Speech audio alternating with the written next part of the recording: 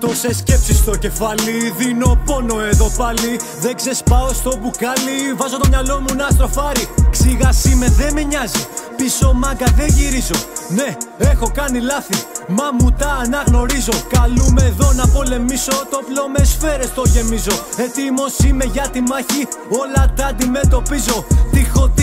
Τύχω, μάγκα άμα σε πετύχω. Το ύφος όλο θα σου φύγει, να δεις σαν το λαιμό σου πνίγω. Κοιτάω τη δουλειά μου να κάνω σωστά, το κάνω από μένα για μένα, για να είμαι εγώ καλά, για να μην έχω θέμα. Άμα το στόμα σου ανοίγεις και μιλάς πάρα πολύ, κοίτα να ανοίξεις τα αυτιά σου και να κάνεις σιωπή.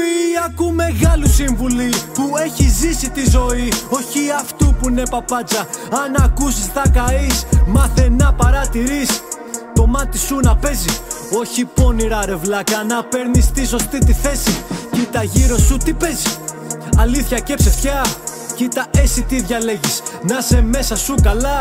Τίγκα ψυχολογικά, μα δεν πάω σε ψυχολόγο. Δεν υπότιμω τη δουλειά, μα εγώ για μένα ξέρω μόνο. Με τις πράξεις εγαζώνω, τα λόγια δεν μου φτάνουν.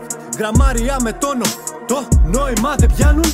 Ζυγίζω καταστάσεις, πως να τις χειριστώ. Δεν κάνω βήματα πίσω, ήρθα να εξηγηθώ. Πια το γεμάτο φαγητό, δοξάζω το Θεό. Εκτιμάω ό,τι έχω και ό,τι δεν έχω θα το βρω. Βάλε πίστη στη δουλειά και δουλειά στην πίστη.